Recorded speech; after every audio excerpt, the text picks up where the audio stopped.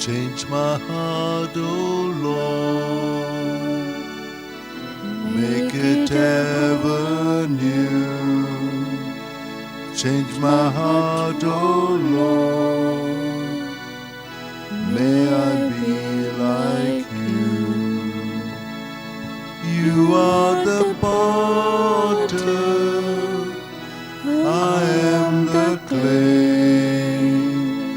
Mold me and make me, this is what I pray.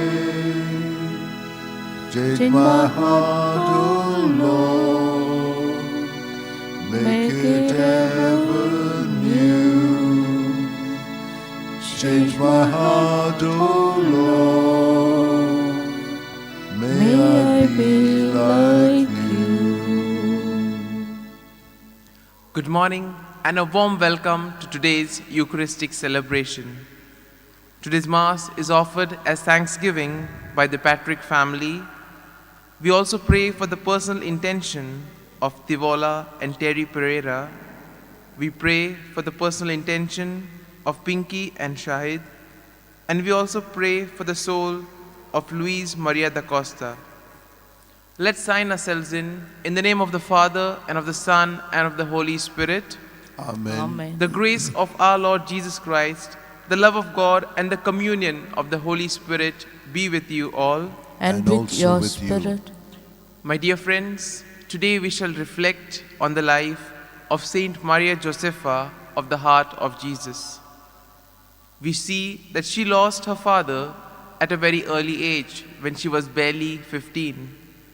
And early on in life, she nurtured a strong devotion to the Eucharist, to the Sacred Heart, and to Mary.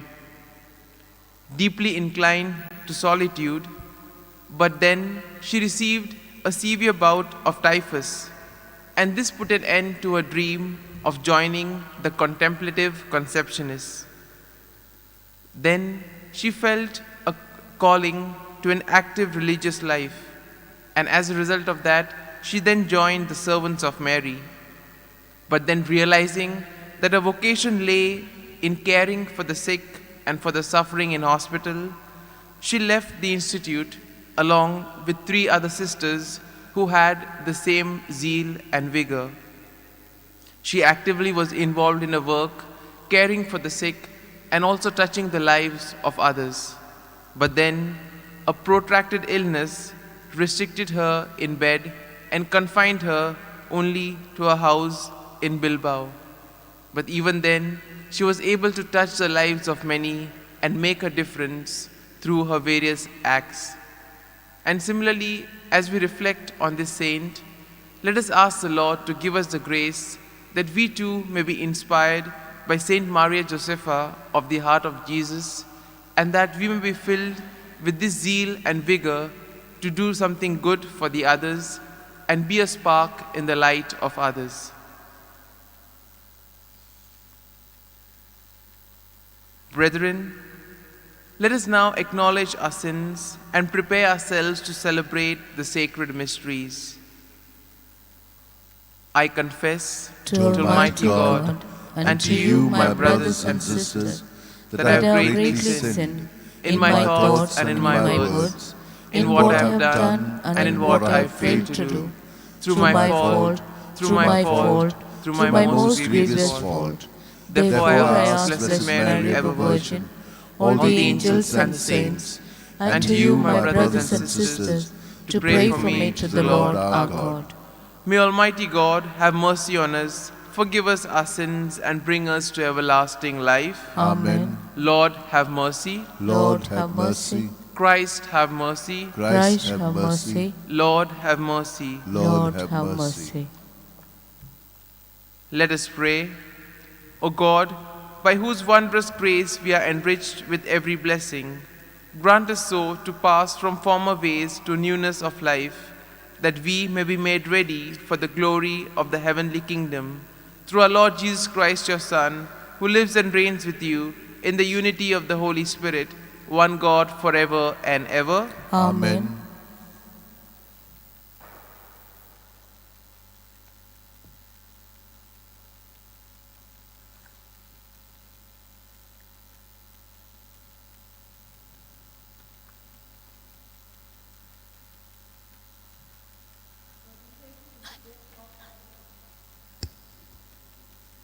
A reading from the book of Daniel. The assembly condemned Susanna to death. Then Susanna cried out with a loud voice and said, O eternal God, who dost discern what is secret, who art aware of all things before they came to be, thou knowest that these men have borne false witness against her. And now I am to die. Yet I have done none of the things that they have wickedly invented against me. The Lord heard her cry. And as she was being led away to be put to death, God aroused the Holy Spirit of a young lad named Daniel. And he cried with a loud voice, I am innocent of the blood of this woman. All the people turned to him and said, What is this that you have said? Taking his stand in the midst of them, he said, Are you such fools, you sons of Israel? Have you condemned a daughter of Israel without examination and without learning the facts? Return to the place of judgment. For these men have borne false witness against her.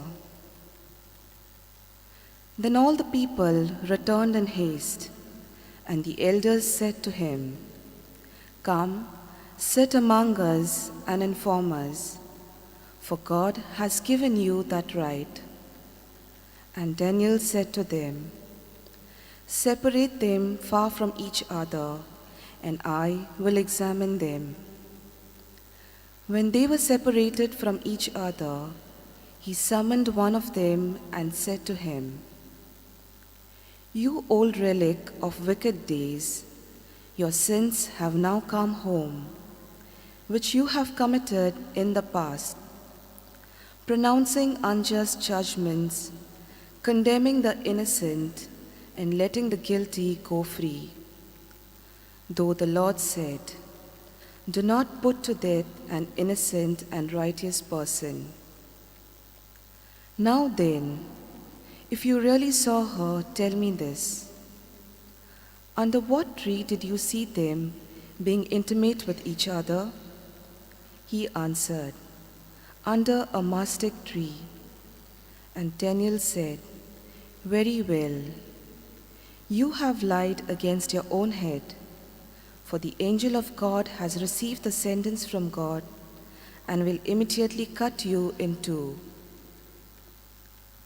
Then he put him aside and commanded them to bring the other, And he said to him, "You offspring of Canaan and not of Judah, beauty has deceived you, and lust has perverted your heart. This is how you both have been dealing with the daughters of Israel. And they were intimate with you through fear. But a daughter of Judah would not endure your wickedness. Now then, tell me, under what tree did you catch them being intimate with each other?" He answered, "Under an evergreen oak." And Daniel said to him, "Very well, you also have lied against your own head. For the angel of God is waiting with his sword to saw you in two, that he may destroy you both." Then all the assembly shouted loudly and blessed God, who saves those who hope in him. And they rose against the two elders, for out of their own mouths Daniel had convicted them of bearing false witness. And they did to them as they had wickedly planned to do their neighbor, according with the law of Moses. They put them to death. Thus, innocent blood was saved that day. This is the word of the Lord. Thanks be to God. Let our response be, "If I should walk in the valley of darkness, no evil would I fear, for you are there." Please repeat. If I should walk in the valley of darkness, no evil would I fear, for you are there. The Lord is my shepherd, there is nothing I shall want. Fresh and green are the pastures, where he gives me repose. Near restful waters he leads me, to revive my drooping spirit. Your response: if I should walk in the valley of darkness, no evil would I fear, for you are there. He guides me along the right path, he is true to his name. If I should walk in the valley of darkness, no evil would I fear. Your response: if I should walk in the valley of darkness, no evil would I fear, for you are there. You are there with your crook and your staff. With these you give me comfort. You have prepared a banquet for me in the sight of my foes. My head you have anointed with oil. My cup is overflowing. Your response: if I should walk in the valley of darkness, no evil would I fear, for you are there. Surely goodness and kindness shall follow me all the days of my life. In the Lord's own house shall I dwell forever and ever.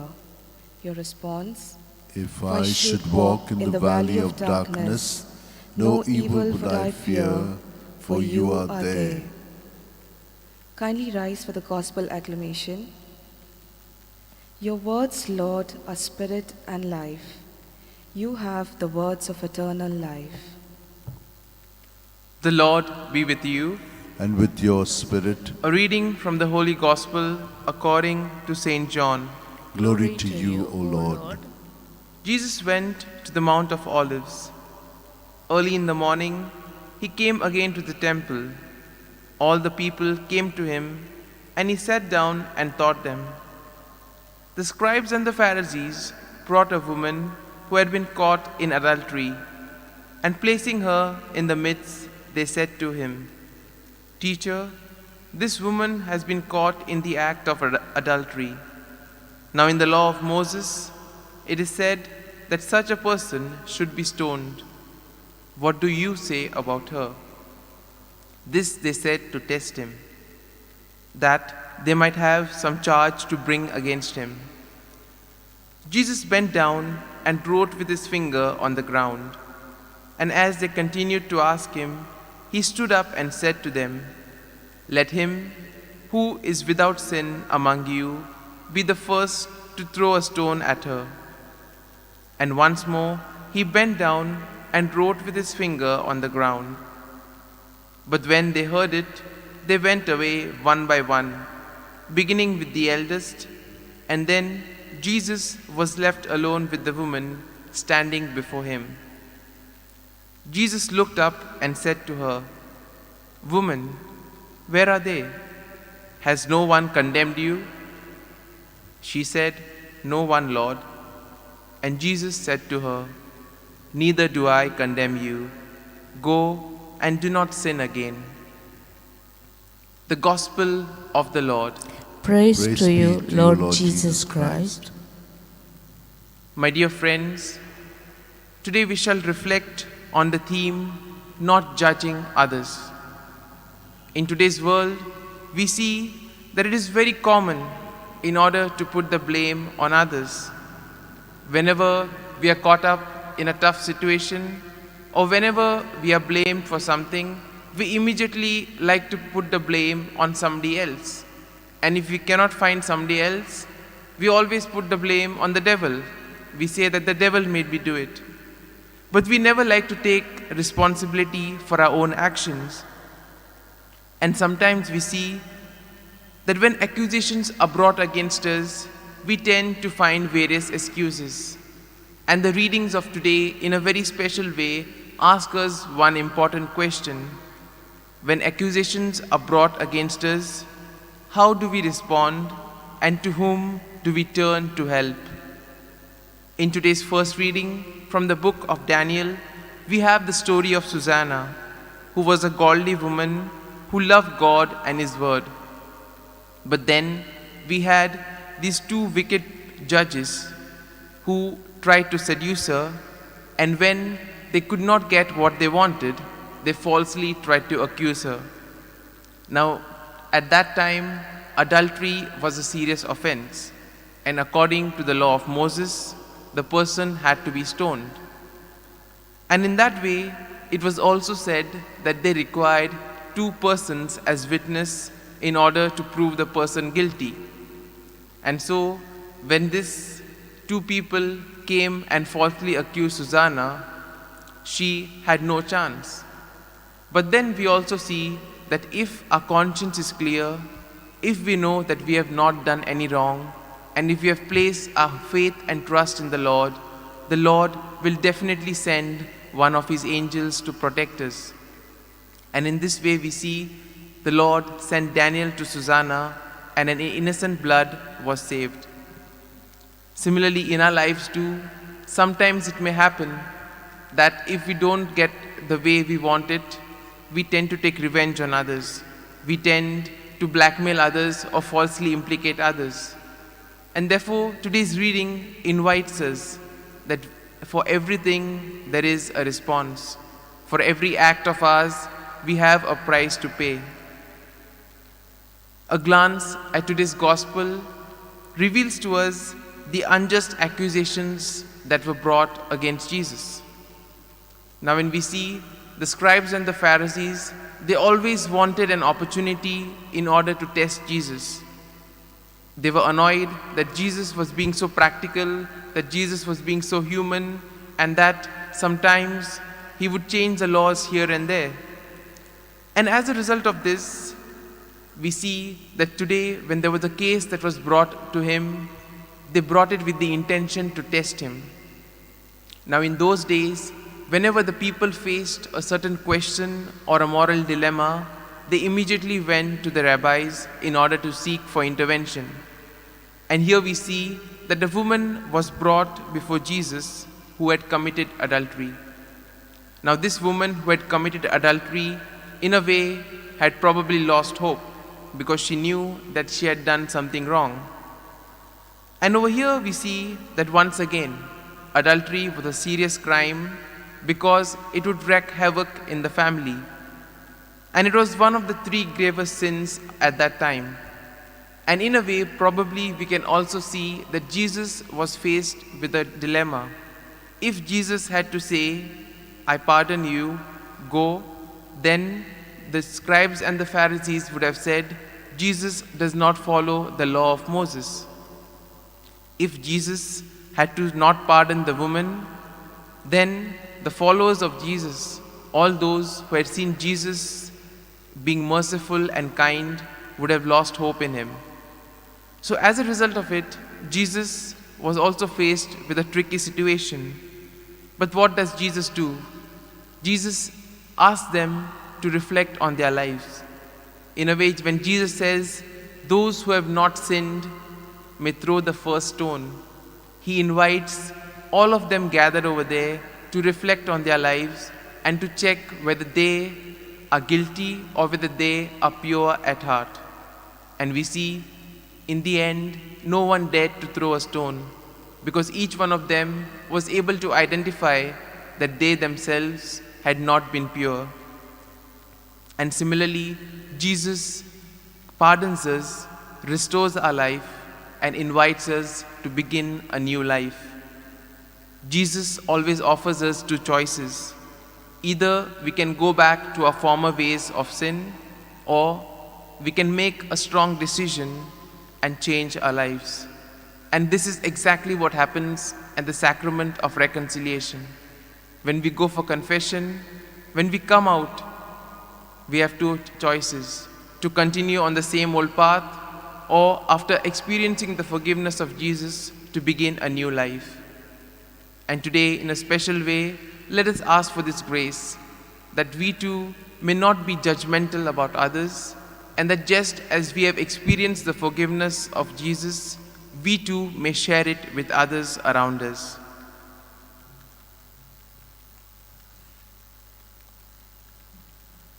We now offer our prayers and petitions before the Lord. We pray for all of us who are gathered here. And in a very special way, we pray for the pandemic situation that has engulfed the entire world. Together we say, "Almighty and merciful God, who show your love to all creation everywhere, hear graciously the prayers we make for all those affected by the coronavirus in various parts of the world. We come before you asking for a quick control of the outbreak, for healing of those affected, for the victims and their families. We pray for the doctors, the medical staff, and all those who toil day and night. We also pray for all of us that we may not be engulfed with the fear concerning the new vaccines. And we pray for the government and the health authorities that they may take appropriate steps for the good of the people. We make this prayer through Christ our Lord. Amen.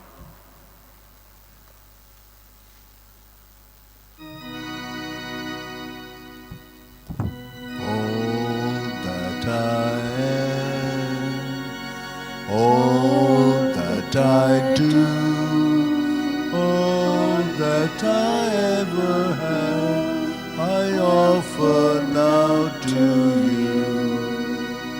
Take and sanctify these gifts for your honor, Lord, knowing that I love and serve you is enough reward. All that I dream, all that I pray, all that I ever may, I offer you today. Take and sanctify these gifts for your honor, Lord, knowing that I love and serve you is enough reward. Pray, brethren, that my sacrifice and yours may be acceptable to God the Father Almighty. May the Lord accept the sacrifice at Sacrifice your at your hands, hands, for the praise and glory of his name, for for our good and the good of all his holy church. Let us pray. Grant, O Lord, that preparing to celebrate the holy mysteries, we may bring before you as the fruit of bodily penance a joyful purity of heart through Christ our Lord. Amen. The Lord be with you. And with your spirit, Lift up your hearts. we lift them up to the Lord. Let us give thanks to the Lord our God. It is right and just. It is truly right and just, our duty and our salvation, always and everywhere to give you thanks, Lord, Holy Father, Almighty and eternal God. For you will that our self-denial should give you thanks, humble our sinful pride, contribute to the feeding of the poor, and so help us imitate you in your kindness. And so we glorify you with countless angels, as with one voice of praise we acclaim, Holy, holy, holy, Lord God of hosts, heaven and earth are full of your glory. Hosanna in the highest. Blessed is he who comes in the name of the Lord. Hosanna in the highest. You are indeed holy, O Lord, the fount of all holiness. Make holy, therefore, these gifts, we pray, by sending down your Spirit upon them like the dewfall, so that they may become for us the body and the blood of our Lord Jesus Christ. At the time when he was betrayed and entered willingly into his passion, he took the bread, giving thanks, broke it, gave it to his disciples, saying, "Take this, all of you, and eat of it, for this is my body, which will be given up for you."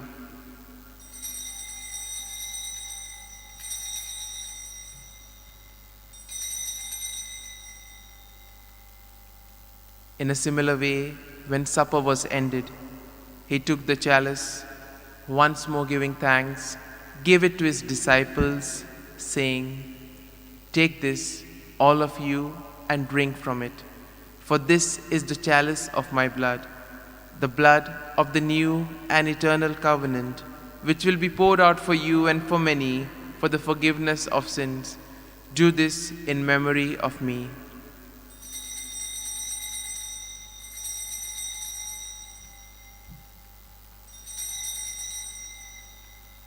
Let us proclaim the mystery of faith. Christ has died. Christ Christ is risen. Christ will come again. Therefore, as we celebrate the memorial of his death and resurrection, we offer you, Lord, the bread of life and the chalice of salvation, giving thanks that you have held us worthy to be in your presence and minister to you. Humbly we pray that partaking of the body and blood of Christ, we may be gathered into one by the Holy Spirit. Remember, Lord, your church spread throughout the world, and bring her to the fullness of charity, together with Francis, our Pope, Philip Neri, our Bishop, and all the clergy. Remember also our brothers and sisters who have fallen asleep in the hope of the resurrection, and all who have died in your mercy. Welcome them into the light of your face. Have mercy on us all, we pray, that with the Blessed Virgin Mary, Mother of God, with blessed Joseph, her spouse, with the blessed apostles, and all the saints who have pleased you throughout the ages, that we may merit to be co-heirs to eternal life, and may praise and glorify you through your Son, Jesus Christ. Through him, with him, and in him, O God, Almighty Father, in the unity of the Holy Spirit, one God, forever and ever. Amen. At the Saviour's command and formed by divine teaching, we dare to say, Our Our Father, Father, who art in heaven, hallowed be thy name. Thy kingdom come, thy will be done, on earth as it is in heaven. Give us this day our daily bread, and forgive us our trespasses, as we forgive those who trespass against us. And lead us not into temptation, but deliver us from evil. Deliver us, Lord, we pray, from every evil. Graciously grant peace in our days, that by the help of your mercy we may be always free from sin and safe from all distress, as we await the blessed hope and the coming of our Savior, Jesus Christ. For the kingdom, the power, and the glory are yours, now and forever. Lord Jesus Christ, who said to your apostles, "Peace I leave you, my peace I give you," look not on our sins, but on the faith of your church, and graciously grant her peace and unity in accordance with your will, who live and reign forever and ever. Amen. The peace of the Lord be with you always. And with your spirit. Let us offer each other a meaningful sign of peace.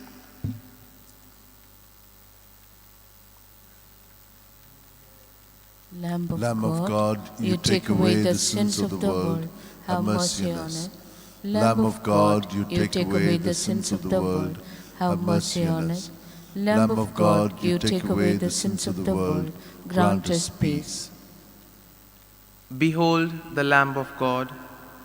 Behold him who takes away the sins of the world. Blessed are those called to the supper of the Lamb. Lord, I am not worthy that you should enter under my roof, but only say the word, and my soul shall be healed.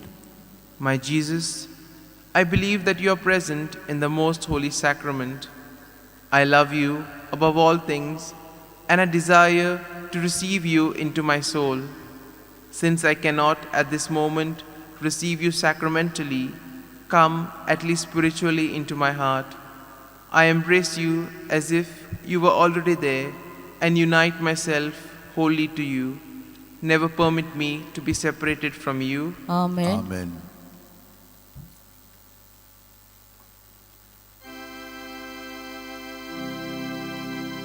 Great is your name, Lord. Its majesty fills the earth.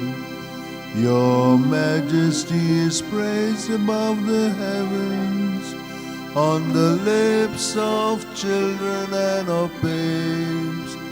You have found phrase to foil your enemy, to silence the foe and the rebel. Great is your name, Lord. Its majesty fills the earth.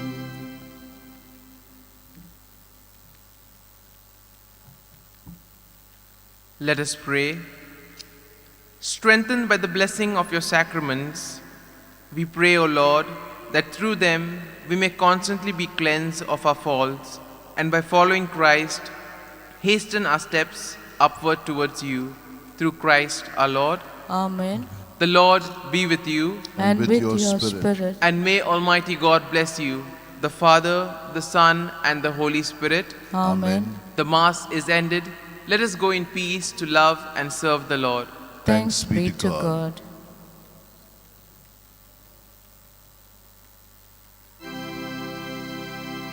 Without him, I can do nothing. Without him, I'd surely fail. Without him, I would be drifting like a ship without a sail. But with him, I can do all things, and with him, I cannot fail.